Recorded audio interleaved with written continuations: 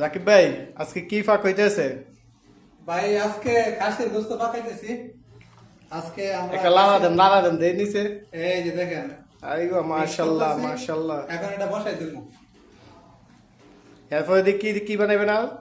আর এটা খাবো হচ্ছে সিটা রুটি দিয়ে। আমরা যখন দেশে ছিলাম তখন আমাদের ফ্যামিলি থেকে এটা কি ব্রাহ্মণবাড়ির কি জামাই পিঠা? হ্যাঁ ব্রাহ্মণবাড়িয়া জামাই বলে আমরা যখন দেশে ছিলাম তখন আমাদের মানে সকালবেলা নাস্তা হচ্ছে গরুর গোস্ত অথবা খাসির গোস্ত দিয়ে সিটা রুটি।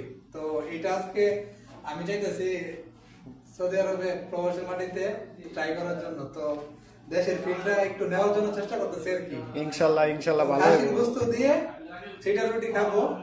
আর আমাদের ব্রাহ্মণবাড়ির মধ্যে এটা হচ্ছে মানে সবচেয়ে জামাই পিঠা, হ্যাঁ? এবং জামাই পিঠা শ্বশুর বাড়িতে গেলে ফার্স্ট টাইম সকালে এই নাস্তাটাই বেশিরভাগ দিই আর কি। এই যে দেখেন আমরা প্রবাসের ভিতরে সিটা রুটি বানাইতেছি। এটা শিবিল ভাই হচ্ছে কারিগর। এই যে দেখেন দেখছেন এই যে খাই। আর এ হচ্ছে খাসির গোস্ত পাক হইতেছে।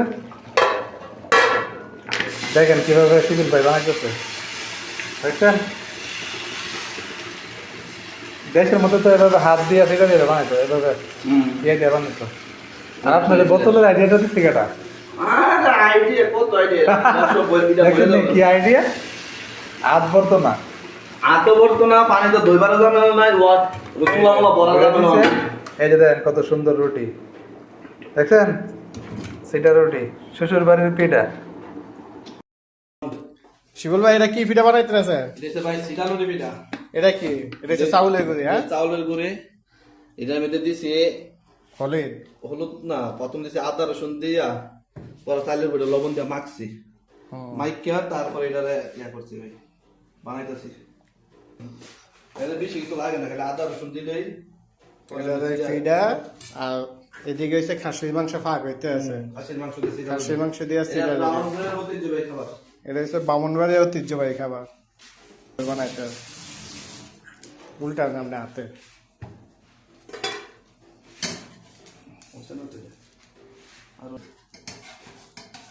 এই যে বাবুচ্ছি পিঠার কারিগর।